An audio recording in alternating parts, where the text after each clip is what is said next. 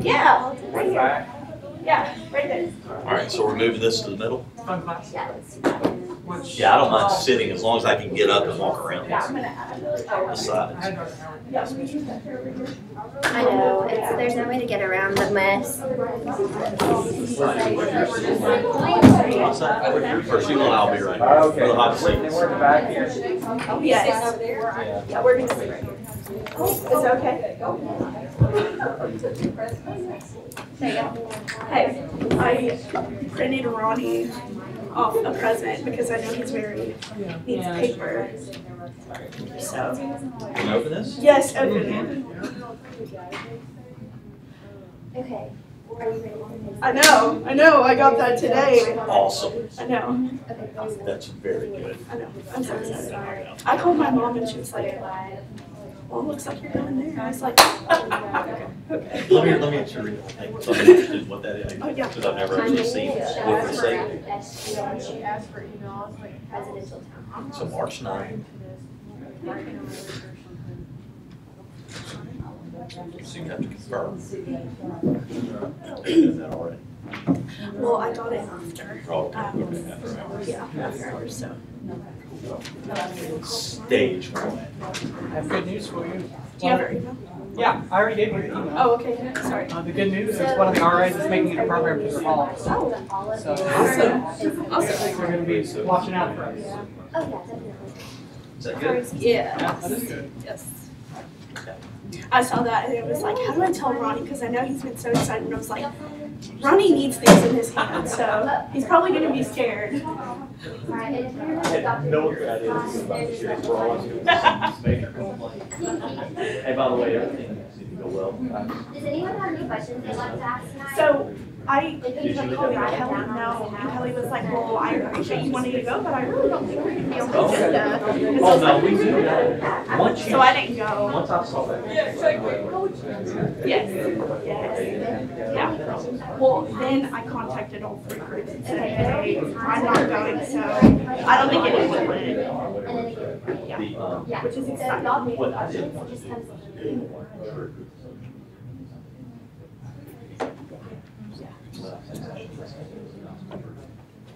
Yeah. That was like going back and forth with whether it's on her doing it or not.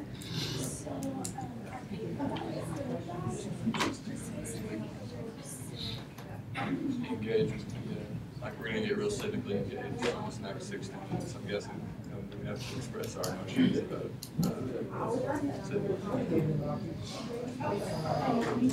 so you better take some good notes. Let's fill up all these pages.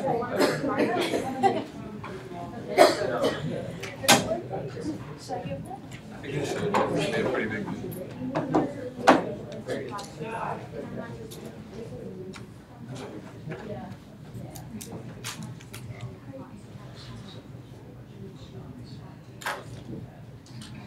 Surprise.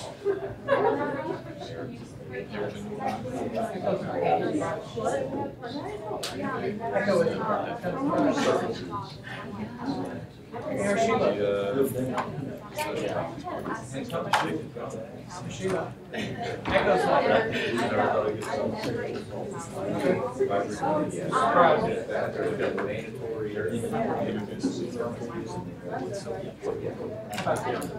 Ask you questions on the call.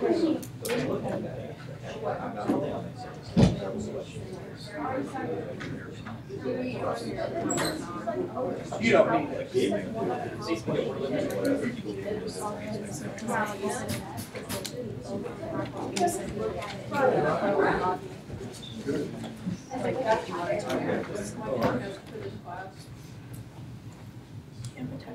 We still have a few minutes.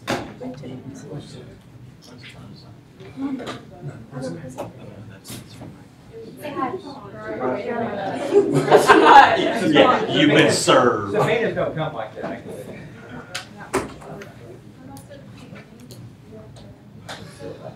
Yes! Yeah. I just told President Davis, I was like, I need to give him something. I didn't know how to tell him, and I was like, this is the perfect way. Did y'all sign in now? Okay, awesome. Thank you. I'm glad I was able to sit through those provost interviews because it's aiding me in this now, preparing me for this. Actually, yes. I hope it's not that intense, but So now we can move to chapter 2. That's right. yes, yes. Phase 1. That's right.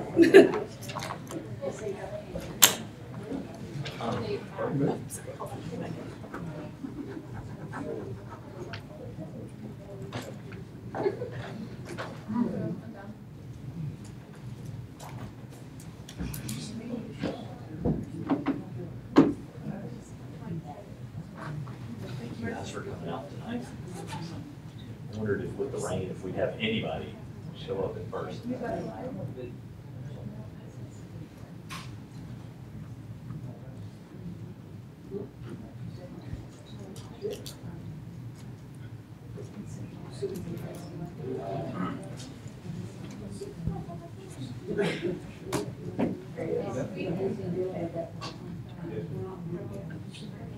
gonna do well.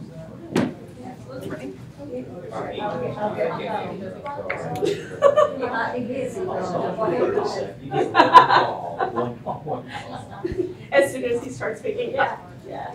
Too late. I'll just put something. Yeah. I'm eating right now. I had to go home. I had to go home and take my daughter. Yeah, but our clocks over here. Our fans are playing. Oh, look at there. That made me laugh. Here's what the church does. The clock right on front. No. That's all we got. Megan?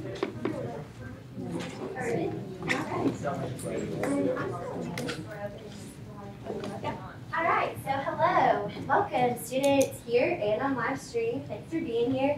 My name is Megan McAfee, and I'm the Vice President of Operations for Student Government, and I'm also the Chair of the PR Committee who is hosting this event tonight.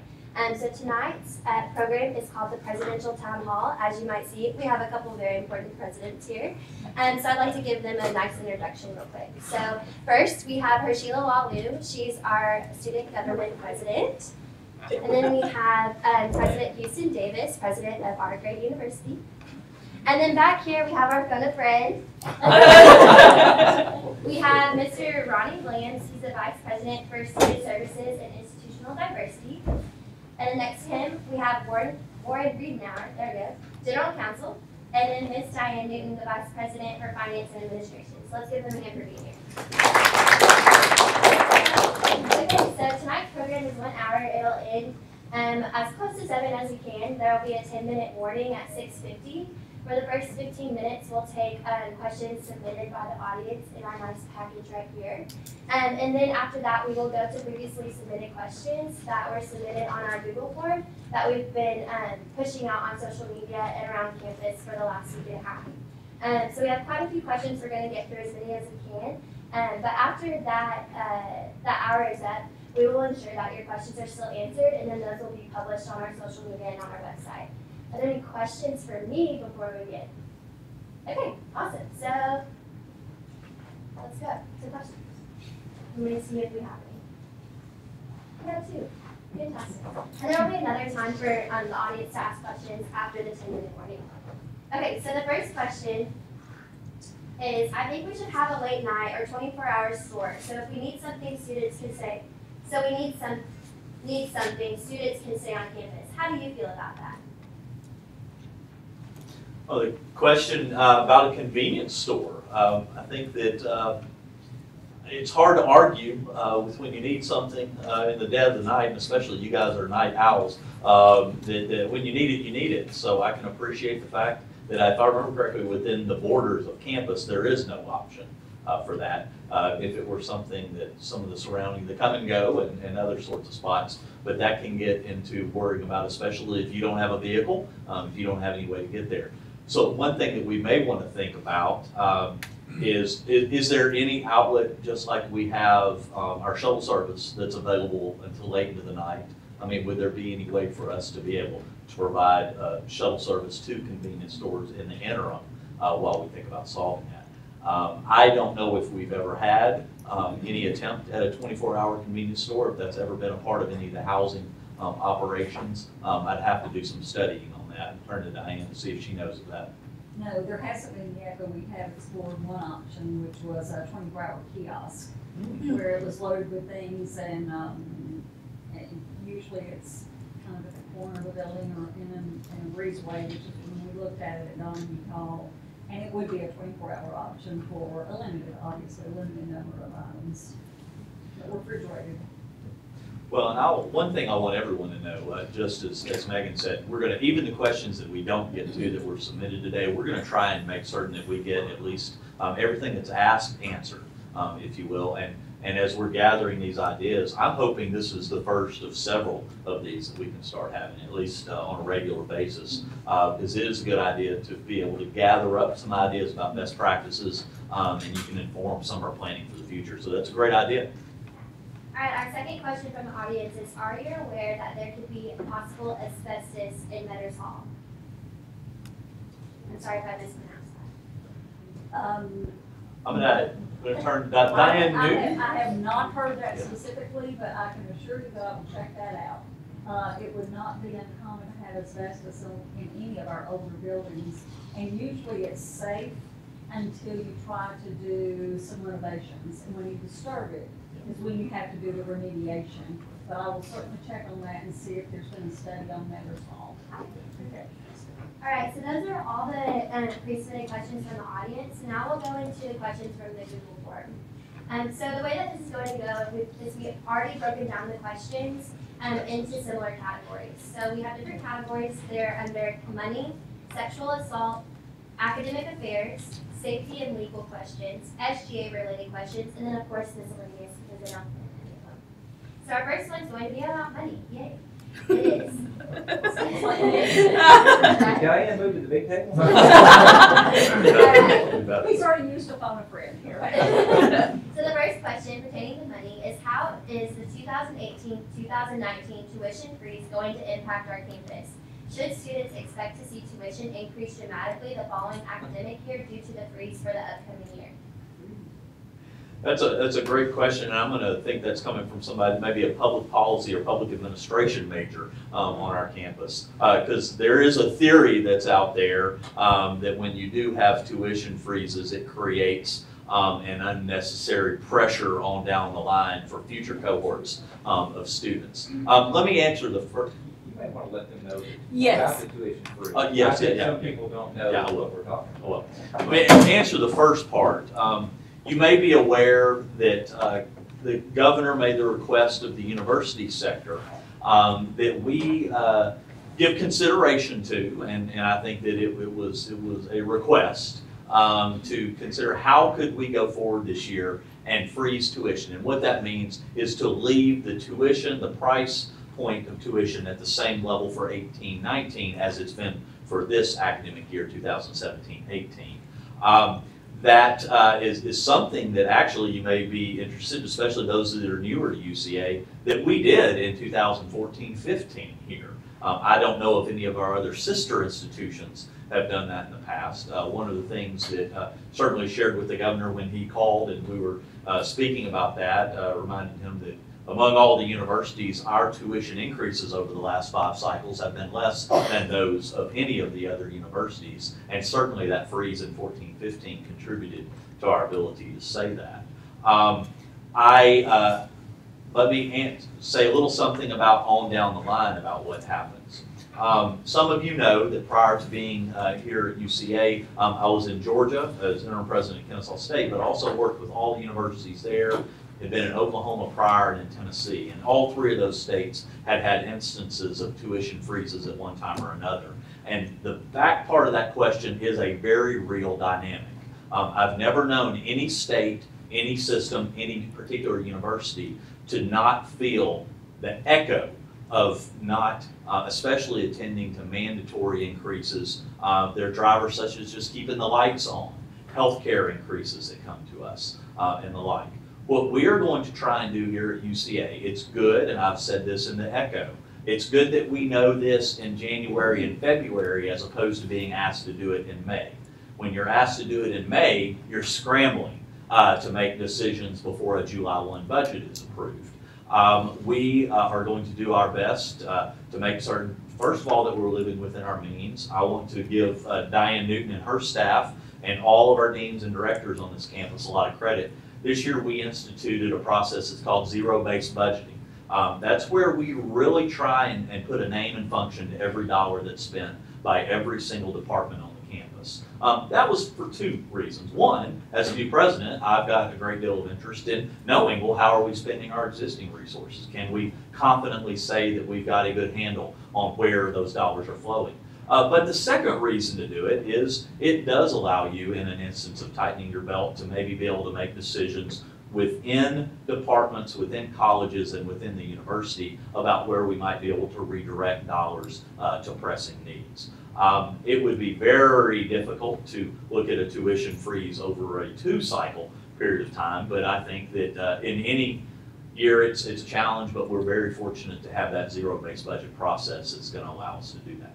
One thing that also helps is the governor made clear that it's not meant to apply to just to tuition and fees. A good thing about fees is that there's an accountability structure to that. If a fee is levied for one purpose, it has to be spent on that purpose. There's an easy way, and actually I give credit to SGA for taking up the mantle over the next couple of cycles to evaluate all fees that are assessed to students and get a good handle. Some of those might need to increase in the future. Some of those perhaps could be redirected to other purposes, but SGA is going to join us in that.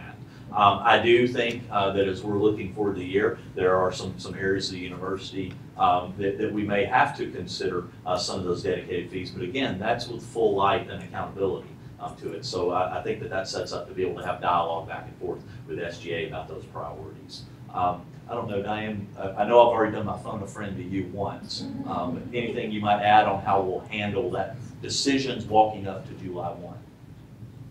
Well, I think we're always going to be looking at the fee structure. Normally, we're so focused on just operating under the general operating. We're looking at COLAs and that sort of thing, and we spend less time analyzing the fees. Well, that's what it's forcing us to do. It's forcing us to spend more time looking at our fees, looking at our priorities. We obviously know that technology is certainly a priority. So it gives us an opportunity to look specifically at that, because what we really like to do is not look at tuition, the percent increase, and then each of the fees. It's the total package of what you pay for tuition and fees is what we look at. And that's what the state likes to look at, and that's how we're compared to our peers. So when we're not worried about just the general tuition line, we can spend some extra time analyzing those fees and picking off those areas that we know that we have to address.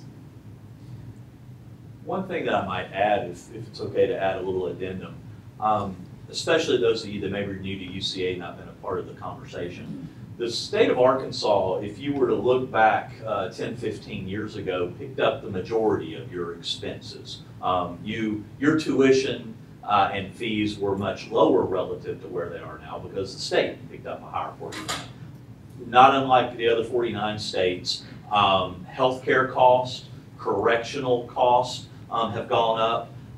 K-12 equalization for basically K-12 schools have gone up because of court cases. All three of those things, healthcare, corrections, and K-12 have gobbled up about 9 out of every 10 new dollars for all state governments around the country. And it's put all state governments in a position where they've had to offload those expenses to the individuals.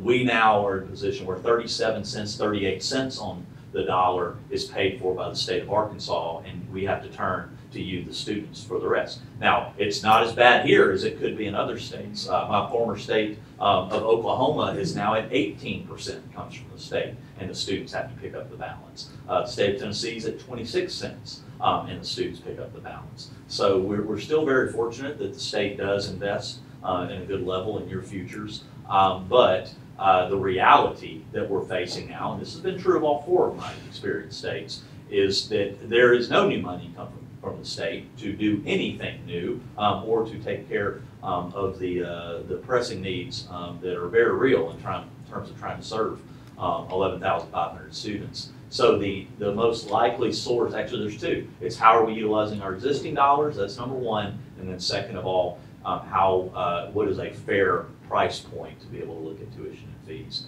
I want you all to know we don't take for granted when you're poor, $100 is $100,000. We know that there's scarce money to be able to put toward your education. Your families are stripping and saving, and it's probably semester to semester, you knowing how you're going to come up with those various dollars. Things like today, we announced an endowed scholarship for need-based grant and aid. We desperately need to have more of that. We need to be able to allocate students that have unmet needs, because it breaks our heart when we hear about somebody that drops out of school over $400 of balance. We need to be able to find ways to be able to help that young man or that young woman that are making progress toward a degree. So it's something that we take very seriously every single day. I don't want you to think that we're at all flippant about it. The next question pertains to sexual assault. I'm a transfer student, and one thing that I'd like to see at UCA that my previous college offered was a Victims Advocacy Center. Does UCA have any plans to implement this in the future? I may start with this. I will turn to Sheila here in just a second. We might phone a friend with Warren in just a moment. We do have a sexual assault advisory committee that is taking a look at several things. One of those is really accounting for all the services that we presently have available. I mean, it's truly an accounting to be able to see what sort of gaps are available. I don't think that overlaps are a problem, but gaps in services are a great concern. Where can we identify those, and then where can we look to best practices, things that UCA should begin doing? One of the things that we obviously have to do is look at what's mandated. We need to make certain that we're living up to any sort of regulatory functions. What are those things that the university is expected to do under the law? But I don't want us to just stop at what we're, from a regulatory environment, required to do. We do, what was mentioned in that question is a little bit about victim advocacy. I know that there's been some talk in that committee about establishing a position of victim advocate here on the campus. Certainly that can take the form of a person. It could take the form of many FTE that work together toward those sorts of services. What we want to do is figure out what does a school our size, what are our peers, they're generally the size of our institution, do for their students, and then make certain that we're living up to those best practices. Sheila, I know you've been involved with a lot of those conversations. I may turn to you. Okay, yes, so as a student representative on that committee, we've been in just different conversations about researching what this position could possibly look like, where it would be housed, but most importantly, April is Sexual Assault Awareness Month, and we have a lot of great groups on campus who do wonderful programming ideas, but sometimes they don't know about them.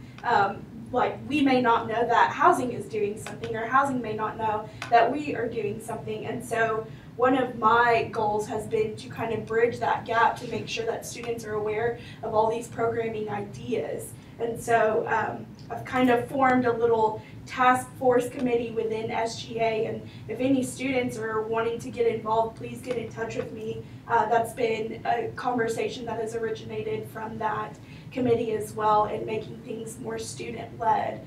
So we're researching it, but also trying to see what we can do on campus in the meanwhile as well. It has been a part of the conversation. The next question pertains to academic affairs. What steps are currently being taken to address deficiencies in academic advising?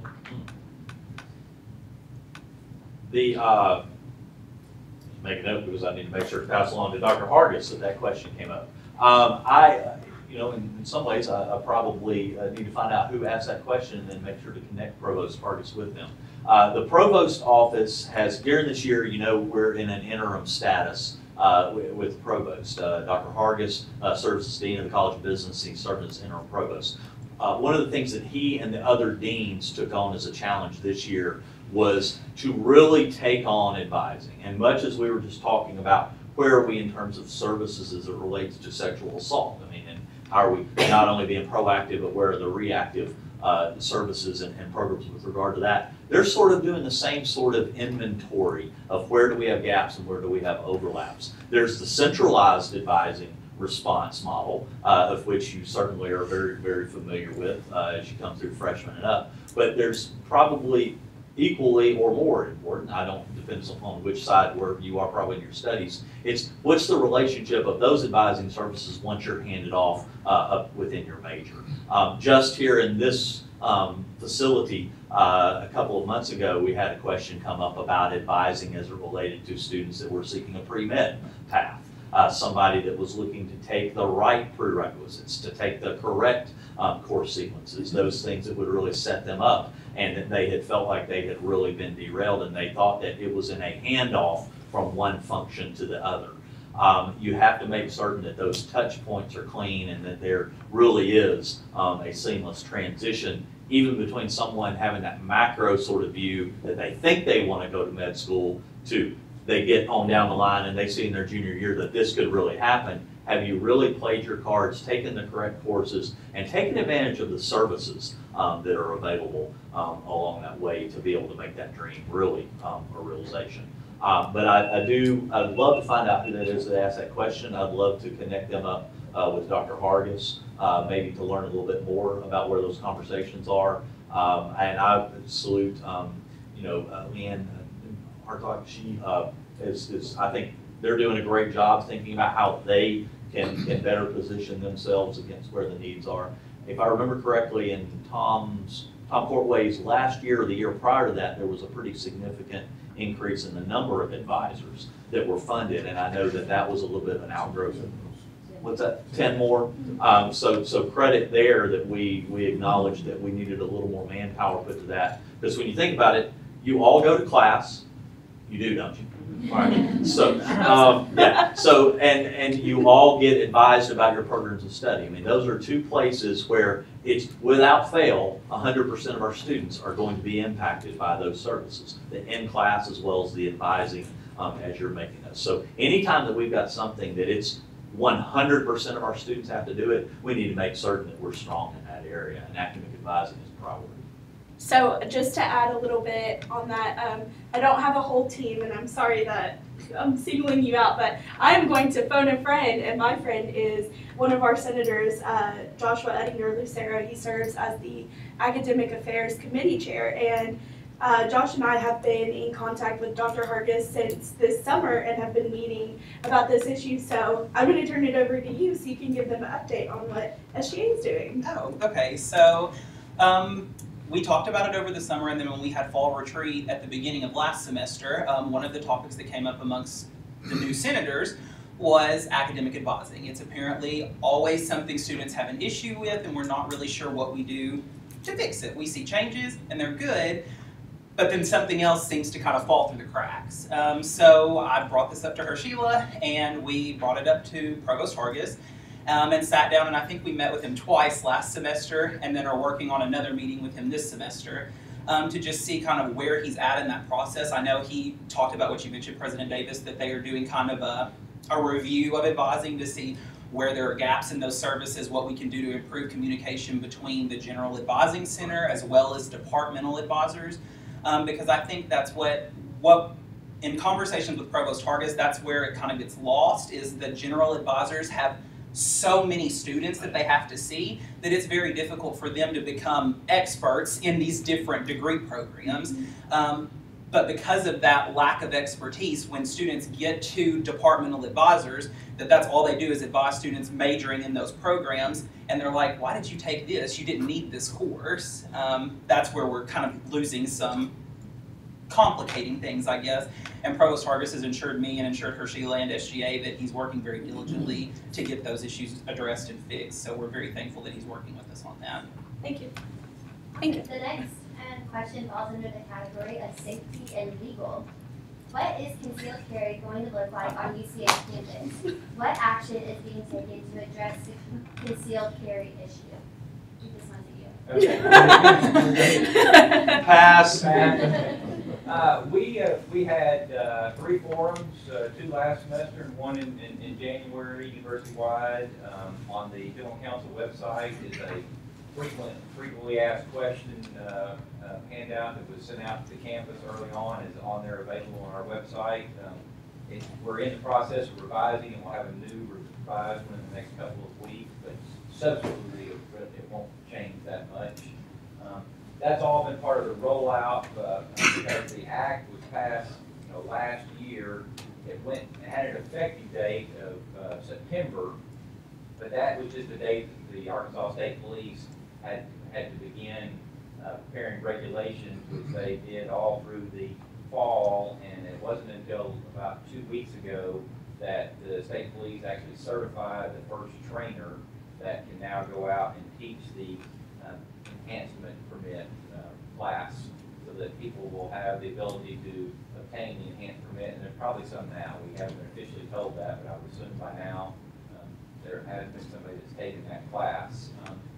I know it's always been a focus on it from a campus standpoint, but it's much larger than that. I mean, the university's got the brunt of some of the publicity, but it expands it to allow at the state capitol, at all state offices. That's why public universities are encompassed in it, because it applies to all state buildings. Your office of motor vehicle, when you go there now, it applies to all of those places.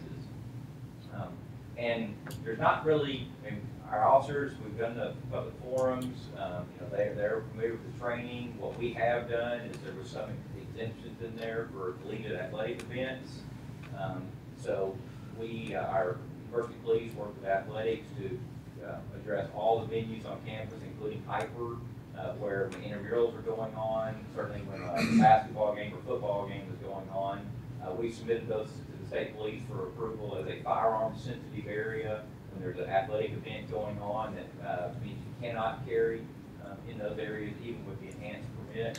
And just as a brief overview, we've always had concealed carry, or had it for a long time in Arkansas. That's usually been an 8-hour course or something to get that. The enhanced permit is additional training required by the law, that if you get the enhanced permit, you then can carry in these extra areas, which includes universities and all these other state buildings. And one thing we've been kind of talking to everybody about is still concealed carry. And what we don't want to have is people to sort of lull into a false sense of security. So if you see a gun on campus, you still need to call the police. They have the ability to check and go contact that person that you've seen and make sure they have their enhanced license and that they're not illegally carrying that weapon. It's not an automatic violation if you happen to see a gun, if the person with that enhanced permit bends over to tie their shoe and you see that, that's not a violation. It needs to be generally not visible. But if you see it in that situation, go ahead and call, because we just don't want to take any chances on somebody going, oh, well, you carry guns on campus now, that person's okay. That's not necessarily the case.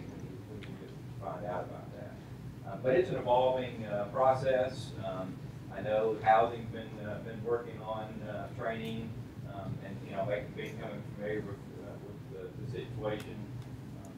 Cannot store it anywhere on campus. Let me just tell you that. You can have it with you, concealed carry, but you can't leave it in your Hyper locker while you go work out. The only places you can store it on campus are in a locked motor vehicle.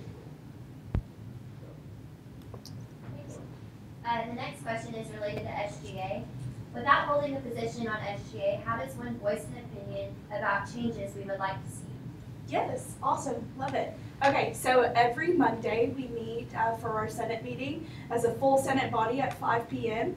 At the very beginning of our meeting, we have what's called open forum, and that is just an opportunity for students to come out and voice their opinions. And so you don't have to tell me in advance or anything. You can just show up 5 p.m. right here in this room, or in our office, which is Student Center Suite 208. We have business cards of all 4 of the exec members, and we also have office hours posted outside of our doors. And so you're more than welcome to reach out to us, stop by, say hi.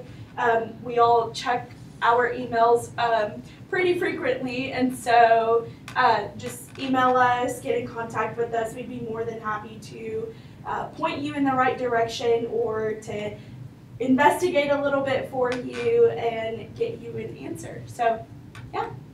Great. The next question is miscellaneous. Does the Echo have an editor or advisor to proofread what they write? I've noticed a lot of typos and errors every time I read it. What can be done to make sure our campus newspaper is reporting quality, correct information? Well, I've always been told you don't get into fights with people that buy ink by the barrel. So I'm going to say I don't notice any problem. I think we can pass that particular comment along to the Echo editorial staff. Great suggestion. Is that okay? Yes, yes. All right, so next question pertains to money. We're back at the top. Should students still expect fees to increase despite the fact that tuition will freeze for the 2018-2019 academic year? I think that that's why I referenced earlier the difference between tuition and fees. Let me go ahead and share one good example. Many of you here in this room, and I don't know some of the people that are participating via the web access, may have been involved with the peer review discussions this fall as it related to information services and technology. We had identified some pretty significant areas where we were behind what we would call best practices. What I like that our peer review team said, not being able to deliver core services flawlessly. That flawlessly means when you flip the switch, literally or figuratively, it works. And that whether it be in the classroom or that be with your general network and security and the like, those core services should have 100% success. I think that as we looked at our current investment in that, it was pretty telling that we were well behind peer institutions in terms of investment in our network. There were portions of the technology, the infrastructure that we have that were literally 3 and 4 generations behind what sister institutions were using. As we look to, we've brought Mr. Mike Lloyd in as the interim chief information officer. He's a former vice president at Axiom here in town. So several of you are familiar with that company. We were blessed to be able to borrow Mike for a period of time to come in and really help us to sharpen up to know what must we do, what must we invest in terms of infrastructure improvements. What are those things that can lead to when there's a problem in a classroom, there's a rapid response within 3 to 4 minutes that someone is there to help. Those are the sort of things that best practice institutions have available. Much of what they do is funded through the technology fee. Much of what is made available to them.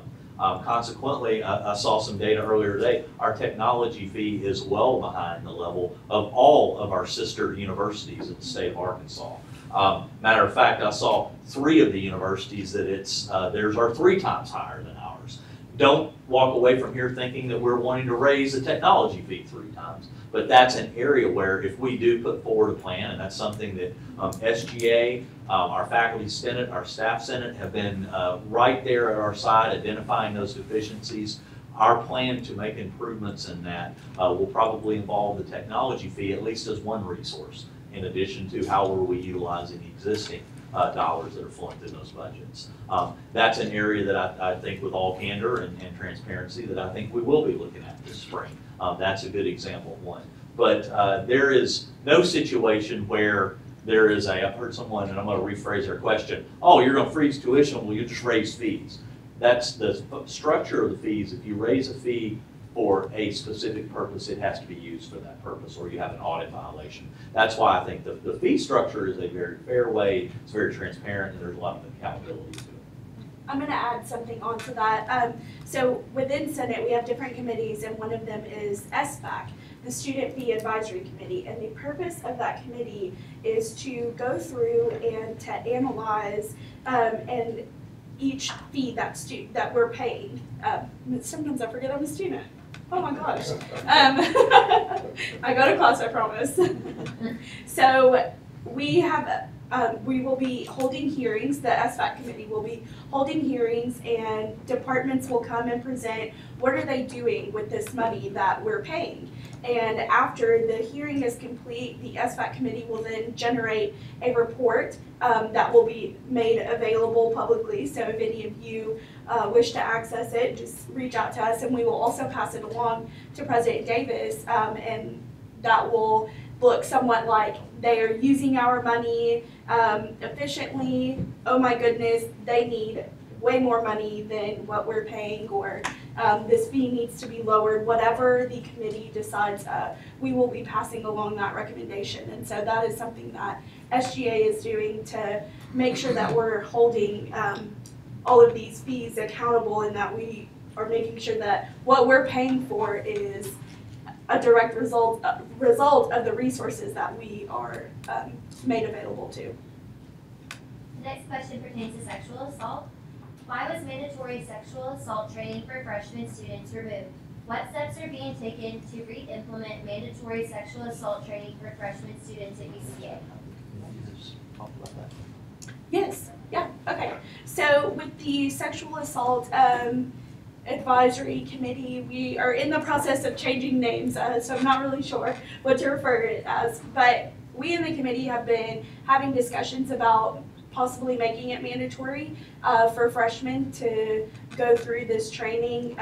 There's still some logistics that our Title IX coordinator, Mindy Pipkin, is in the process of looking into, like what company, what the program would look like, what happens if you don't do it, when do students need to complete it, when do students know about this. We are in the process of all of that, but we as SGA have a resolution ready to go as soon as the time comes, and so we're just waiting on the go-ahead, and we will see how that goes with our Senate, but the conversation has been in works, and we've discussed it several times. I would add, we still, and certainly Title IX court, still considers it required. I mean, we still consider it to be required. I think that what really that goes towards what Sheila's talking about is several years ago, I guess it was about 3 years ago probably, it was placed where there was a hold on your ability to register if you didn't take it. That's what is being looked at by the group now, because that comes with a whole lot of dynamics when you put a hold on somebody's ability to register, about just the logistics of doing that and the system and how that works out. So we can still consider it to be required by everybody. The enforcement mechanism is not there, not allowing you to register at that point. The next question falls under academic affairs. The student asks, as an African American student, it is nice to see some diversity on campus in leadership roles. However, I was hoping to find out what is being done to retain and encourage more diversity in leadership and faculty positions, not just of color, but gender as well. Particularly, some departments do not have good representations on gender, race, or politically ideology. I don't know that I'd be able to touch the political ideology because I don't know that I can prove that one. But actually, this is a topic that has come up. Faculty Senate, or at least Faculty Senate Executive Committee, I know has had a conversation about what are the attempts by the university as we're recruiting new faculty, and I think that also does to staff to make certain that, let me see if I can rephrase, to make certain that the makeup of our very diverse student body is also seen in the front of the classrooms, in the leadership of the various offices and the units that are here. One of the things that's been talked about, and this is particularly as it relates to the faculty side of things, there are several doctoral scholars mentorship programs in which universities around the country participated in investing in sort of incentives, supports for individuals that are receiving, going through their doctoral training, getting their PhD or their professional doctorate, and with an opportunity for a return to service, maybe for their first faculty position, their first faculty appointment, to be back at your institution. That's a part of the investing in those individuals to get their doctorate, to be able to attain those faculty roles. That's something that I'm very interested in. Actually, there's one of those programs, the Southern Regional Education Board Doctoral Scholars, and I know that we've been a member in that and active in that over the years, but I'm interested in looking at what has been the track record in terms of us being able to attract doctoral scholars from that particular initiative. I appreciate the question. Again, it'd be interesting to find out who posted that one, because again, it's an insight, and that's right there. It's not only students asking you about it, but I know our faculty leadership is talking about that as well. The next question falls under safety and legal. This student asks, what do I do if I'm in a class and have seen a teacher repeatedly pick on or target one student in particular? I'm not sure if it's harassment, but it has made some students in class feel uncomfortable. It's a great question.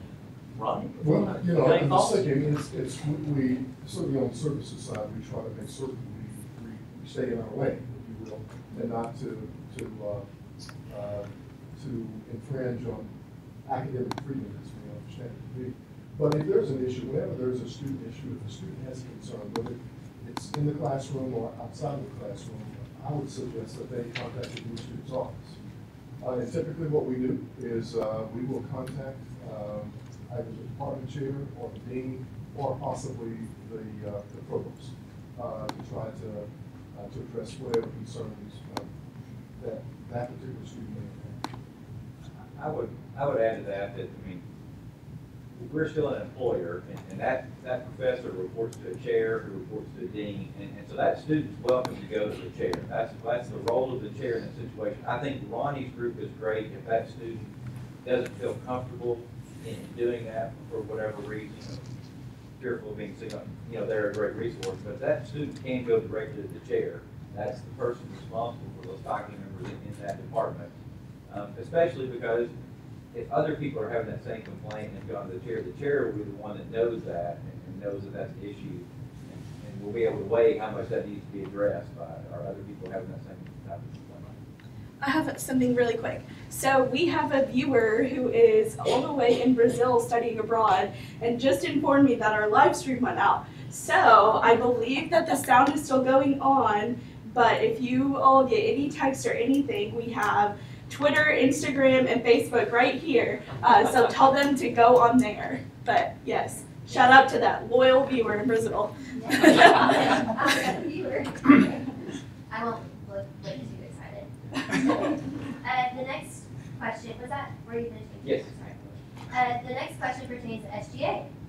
How are UCA's governing bodies, including SGA, Faculty Senate, and Staff Senate, collaborating with one another to make our campus better?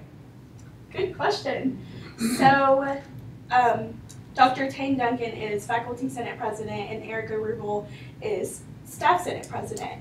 And the four of us meet fairly regularly, every other week or About every 5. 3 weeks is about what it works out to. Yeah, so we are constantly in contact and discussing different events that are going on, different issues that or concerns that have been brought to our attention, and we are consistently finding ways to collaborate together.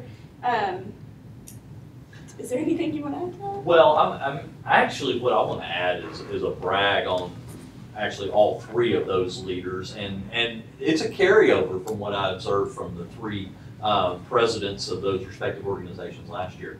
UCA gets shared governance right.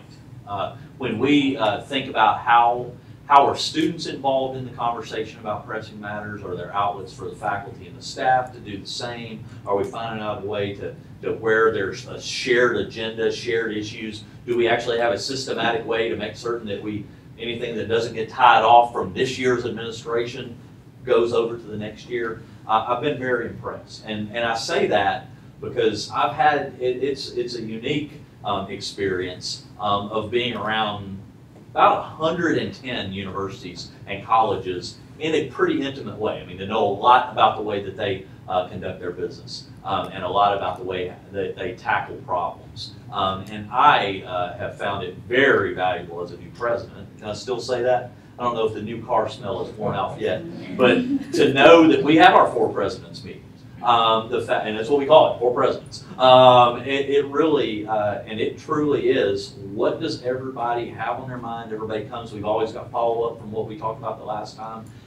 Those conversations lead directly to, whenever I have my engagements with those 3 bodies directly, I always go back to those notes for a reminder about where were the 4 sort of shared agendas that grew out of that. So I just really, it's a brag point for Sheila and Tane and Erica. They really are providing great leadership, and they are not shy about letting me know what they think. And that's always helpful too, because I know that they're going to be open and honest and passionate about those things that they do feel strongly about. I'll just jump in since neither one of them said it. I think this right here is a perfect example. You've got Sheila and SGA are having a town hall meeting, and they, got the president of the university here, and members of the exec staff. I mean, I think that's part of that whole relationship, and they're not afraid to ask.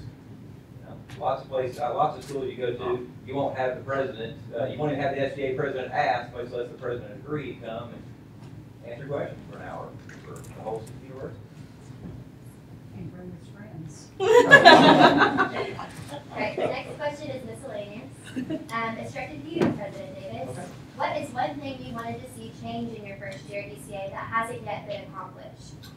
Wow, I wish I'd seen that question in advance. Gosh, something changed that hasn't been accomplished. I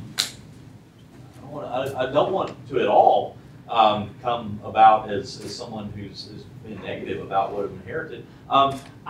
Let's go back to some of the IT needs. It caught me a little off guard how far behind that we were.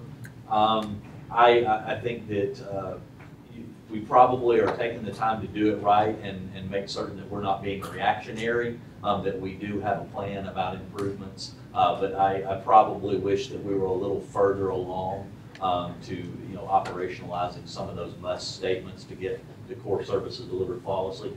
I'll say one thing that I wish that I'd made it a little further down the path, but SGA and Faculty Senate, Staff Senate are going to be entities that are going to help with this. It's kind of sharpening up the message in the strategic plan about and it's the plan that was adopted about a year or so before I got here, so it bridges President Courtway's administration and my administration, but there are things that I feel equally passionate about that the administration did then. It's what are we doing to try and mitigate barriers to enrollment and success for students? What are those things that we're doing to surround students with the type of support necessary?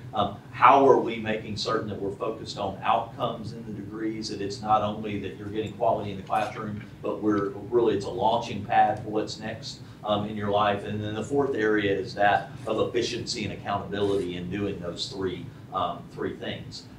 That in and of itself is a message, but I don't know that really permeates everything that we do. I think if you were to stop the average person on the street and say, what's the strategic plan for UCA, I don't know that you would probably, in 10 people, find 2 that just randomly kind of lined up against one another.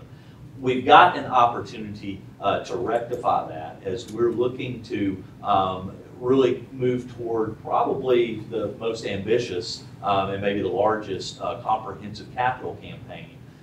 That's going to offer us an opportunity because we have to really think about leadership communication. What are we messaging that are the things that are most important to us, those things that we must invest in, those things that and it's not just money, but it's time and attention. There's an opportunity there to lift that strategic plan up and maybe bring it to a little bit of life, breathe some messaging into it to where it's almost talks about core values of UCA and then how are we living that quarter to quarter as we work to engage with people that are investors in our success. And those are donors and others that are going to make some things happen that would not without them stepping up with private funds. So I wish I was further along the strategic plan, but we're way further down the line on capital campaign planning, and I'd like to see those 2 things come together because they really form a good opportunity to declare what we value most. All right, so we are close enough to our 10-minute warning on this topic here with the pre-submitted questions, but now the floor is open for any questions from the audience. Let's start here. Please say your name. Do you want me to stand? Sure, go ahead. Okay. So my name is John Gilbert. I'm a senator on SGA. Second year I'm a senator at SGA. And I know we weren't supposed to take faculty questions, but I'm not asking this as a faculty. I'm asking this as a student because I thought it was a really good and important question. Is there any way we can add signs to parking lots to make them easily identifiable by police, students, faculty, and staff? The reason why this question was asked is because multiple times students that are new to the campus have been in parking lots, they don't know where they are, they've called the police, and they don't know how to identify where they are at all, and that becomes a safety issue, and those valuable seconds that they don't know where they are really hurt the police response time. So So I think of this kind of like at Walmart, how they have the signs that are like alphabetized, like A, B, and C, so you can remember, oh, I'm right here. Yeah, I've seen universities solve that with, they'll have a blue lot, an orange lot, a purple lot, a pink lot, I mean, those sorts of things, and then maybe have quadrants. I probably will ask that we will not have a red lot. I don't wear any red at all. But by all means, I think that's a great idea. I mean, location and directional signs, and I think that we're always trying to make improvements to general signage on the campus. Diane, do you want to add anything? That has come up before, and we have worked with UCAPD to try to come up with a plan, whether it's naming lots or numbering them or lettering them, something along those lines. But we will get back on that. Yeah. Awesome. We'll make that a priority. Thank you. And next question. Alright, so me and my friends have noticed like on the fees, there's a student athletic fee, and we just wondering like what that is, kind of, what does it mean to, if you could just explain it. And maybe why like we have to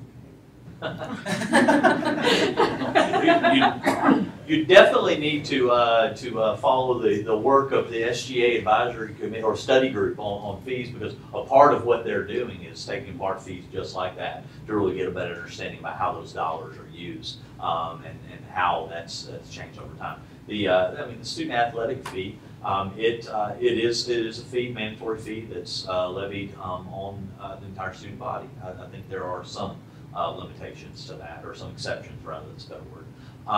But it primarily goes to fund our collegiate athletics programs, their operations.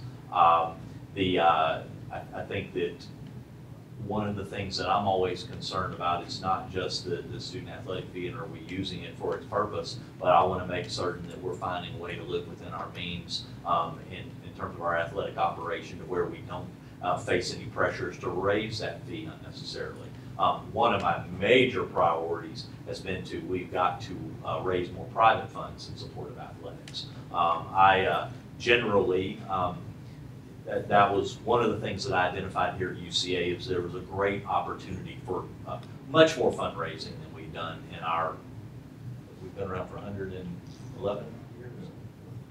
Yeah, 111 years. So really, I mean, in our first 105 years or so, we had modest fundraising efforts. The last decade or so, we certainly have grown our endowment. We need to do the same thing in athletics. Things like our Purple Circle is a fundraising vehicle. We need to make certain that we have more donors stepping up in that way, and we need those donors to step up in greater ways, especially to be able to account for scholarship needs of those student athletes. We don't need to just turn to students and raise those athletic fees to satisfy those needs. Diane, do you have anything else you might add on that? Well, I have another question just branching off of that.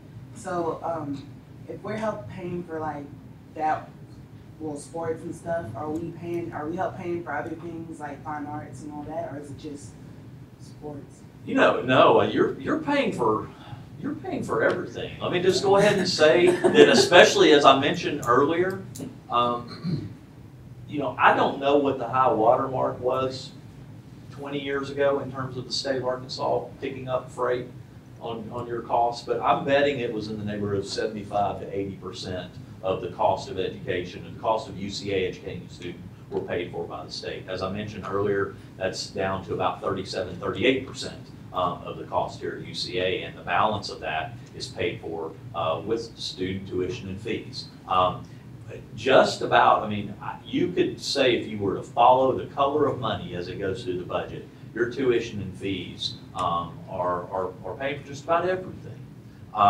And that's something that generations just prior to you didn't understand. Right now, if you were to stop someone who graduated from here 20 years ago and talk to them about their fee experience, you probably would hear from them that they had worked a summer job, and that summer job had put them through their entire college experience. And they're wondering why you can't do that. Well, their fees were 1/10 of what yours are now. That's been the change. It's the shift in public funds, I mean, away from covering the cost of higher education and it going to the individual. One of the results of that is our dedicated fees to be able to cover expenses that just even a generation ago, it was unimaginable that the state wouldn't pick up that. Well, now students largely do pick up those fees. It's why we've got to, cannot reiterate enough, we've got to raise more money for scholarships, both need-based and merit-based, because we need to be able to help students to be able to bridge that gap. Any other audience questions? First off, I'd like to thank both of y'all for your work for the polling station, getting that back on campus. Of course, we all appreciate that. But I'm a little curious, what this going to look like for the students exactly? I know it's going to be in Donaghy. So are we going to have those not going to be done? Well, no, go ahead, William. I'm sorry, I didn't mean to cut off your question. My apologies. So I'm just curious if we're going to have to reimburse the County Election Commission at all for having it there, or is someone have to pay the poll workers there or anything like that? Just, you know. I think that the rush to judgment on where it was going to be, that did come up in a conversation. There were observations that were made about the polling station as it had been in the student center was very difficult for the public to find. Access to the building was challenged, I think, especially for maybe for older citizens that had limited mobility, or anybody that I mean, we don't have ADA concerns with the building, but that it could be a perceived barrier to participate if you, especially if there's not dedicated parking on those days. So what grew out of that was an observation that what we might consider are a couple of other locations on campus that do have right on the street parking, where someone literally no step up, could go in. So we would take care of ADA, we take care of mobility. We also might be able to take care of the traffic flow, literally cars as well as people walking. So that's still, I think, being reviewed. It is true that possibility that there may be a space in Donaghy Hall that on those few days a year might be able to be used. We'd have to reach agreement with whoever was utilizing that space for the other 359 days of the year. We also, there was the example of maybe the Prince Center, if it was not being used for athletics. That's another place where you can park easily on the street. Very short distance to the front door, and it sets up nicely for go left or to come out right. So we're trying to think about options right now. But I will say this, I'm very appreciative of our Student Government Association. I'm very appreciative of our registered student organizations and political affiliations and interests, that you guys made the difference, stepping up and saying, no, we care deeply about this, and our core interest was making certain that our campus continued to have a polling station. And I thank the Faulkner County Election Commission. They responded to that, and they responded quickly. In the grand scheme of things, from us getting the news that it was not going to be here to us getting it reinstated, that's about as quickly as anything happens in government. So thank you to those of you that were involved in that. Time for one last question. You guys can find that. Sorry. Okay. So, as a freshman and coming from a different town to here, not knowing the campus as well, is there, like, I know social media or your phone's easy, but sometimes it's difficult whenever you're running late to class, and especially for new students. Is there any way, like, we could get like a sign that had like a map that had like locations, building locations? The admissions office. Yeah, the admissions office and UCAPD as well. PD. Like, We can take care of that quite easily. But like I'm saying, like kind of like in the middle, like Yeah. is there Like at the mall, you are Yes. here, Yeah. Yes. and then Yeah. you know where to go from there. We do have a number of those signs around. There are strategic places, but mostly they're located near parking lots. So as someone's coming to campus, they get out and there's your here sign. Okay. But we can think about maybe putting one in a more central location where it's more pedestrian friendly. Yeah, because That's something that we can certainly look at. Yeah, because I just get lost. That's okay. That's okay. We all do. It's Sense okay. of direction. Maybe somewhere around the student center. Oh. Thanks. Now, we've got far better than that. Yeah. We can give you a color maps version. that are far better than I may have color version. Another good resource is, well, like you mentioned, your phone, there's a UCA app, and you can actually like do it to where it'll give you directions on how to get to another building, but also the people on campus. I've been known to people at UCA are very friendly. You could just ask, hey, do you know where this is? And they'll probably walk you to the doorstep. So yes, thank you for bringing that up. No, and don't feel bad. Let me tell you, I started January 23rd of last year. I think that October 23rd, Susan Lilly in my office was still giving me, here's your meeting, and oh, by the way, here's the map with a highlight of where you need to go, because I would always forget about where the building was. So. Did you ever find the president's dining hall? It took me a while. There's a cafeteria, anyway. Well, thank you all so much for coming, and this has been a really successful event. Before you leave, I'm going to give a little shameless plug for SGA. We do have Day at the Capitol coming up on March 12th.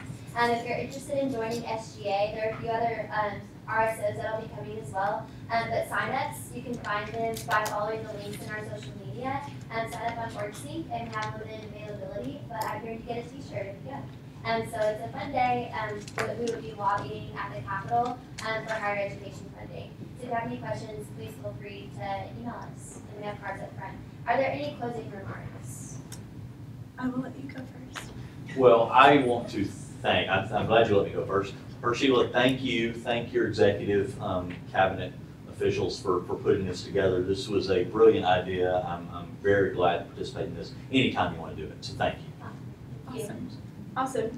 Yes, so just as a closing, I just want everyone, whatever form of media you're tuning in on, just know that SGA is here for you. Our motto is students first, and we definitely live by that. So we are your voice on this campus, and we are here for you. So if you ever need anything, reach out to any 40 plus of us that we have. And also a big shout out to our executive staff. I've met with a lot of different student governments from across the country, and some of them are lucky enough to even get a meeting with the president, and we have 4 members of exec staff here on a Wednesday night around dinner time. And so this truly just speaks to how student-centered they are and how dedicated they are to making our UCA experience better. So if you see them on campus, please thank them, have a chat with them. I know they would love to get to know you and say hi. And thank you to everyone that was here tuning in. Also giving a shameless plug, follow us on social media, UCA_SGA. That is where you will find out about all of the news going on and all the exciting things. So yes, thank you so much for being here. This adjourns our time off. We'll stick around and eat some snacks. We have quite a bit left. Find out what this question was. If you forgot to sign in, I had a couple actually. Let me get mine. I know. I threw my phone a friend under the bus. Oh well. Thank you guys so much. This is yeah. The things you gotta do. It's on my struggle bus. It's like this is not well. I say right. There's one thing. I have your notes. We'll be sure to help out with social media. And obviously through the memorials and the Thank you. pretty long watch. Yeah. I will be in contact with all of you. I don't know if there's any questions. That we could continue this legacy that UCA has. More questions that students want to answer to. So our just little reply and write it, and we'll do that as a PDF and publish it so that the students who weren't here, they still get their Military education. affairs A lot of them specialist are- for the state. Yes, I would love to have a part 2. I love it. Big state about how positioned each campus is to be able to be I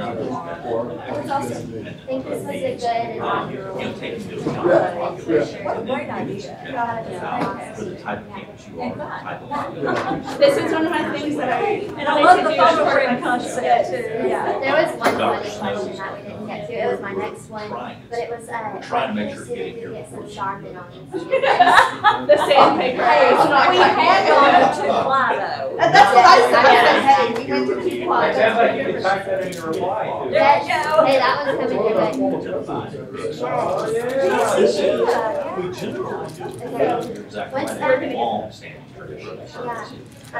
This I think actually came But from we know we do President better. Courtway Does that make sense? Town So Hall, a virtual. what I'd like to do is when you guys get your report, you're gonna have a. We're gonna have some sort of, we have our paper that we have to do, we're also See if I can try to doing get multiple it. service My projects. college was. Yeah. Sometime in late I April, like the May. face. Well, that may be perfect timing. Yeah. With you guys. How you doing? I'm good, all right. Yes. That first of all. Well, thank you for the We have one Actually, I think we're gonna just have a quick picture of you guys. That's really good. fast. What I'm I'll gonna take a track and I'll do.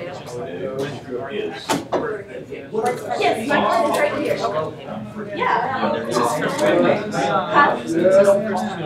Yes, it is, it is. It's first. Yeah. Well, you're not No, no. So we're taking suggestions, whatever students would like to see. Okay, good. Then there's a longer term plan that, okay, it's gonna cost them. Yeah, love it. But if we get that on the Yeah, how about that? They were so nice. They're waterproof. So I was, Appreciate it. they were like, Well, that's- I was just walking around from puddles, kicking it I up. would love if a group gets to the point of being ready I to was share walking, what you I found. I'd go love to do from that. here to the story house. I'm in my last leg of my breath. It'll show up, and there's stuff will show up as well. I put in my questions, I never actually answered it. She is the one that. And not Oh, only yeah. that, Yes. Yes. the last 5 minutes of my walk was. Yeah, I think we got Yes. Yeah, hey, hold on. Can we I'll still take take for 2 pictures. seconds to take it? She's my best friend, so. Oh, Oh, I was informed. Take care. You're gonna be here, right? Do you know what time it is? You're gonna be here? You're welcome. Good morning. No. Oh, in the middle.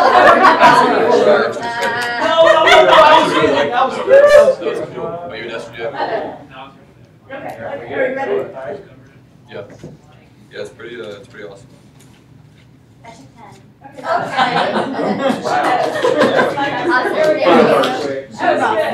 It's fine. Yes. Yeah. I know the girl. Way to connect to Yeah. All right, hold on. Maybe then if we have to go away.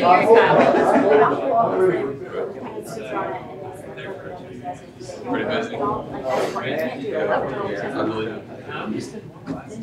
So they mentioned that and how. So you're just taking steps. That's funny, dude. That's rough. It amazes me how many people on their last semester are in one class and they're just Yeah, I have your number. coasting. I didn't mean that way. Thank you. What drew you out to? What drew you out to? You don't see. Well, it's.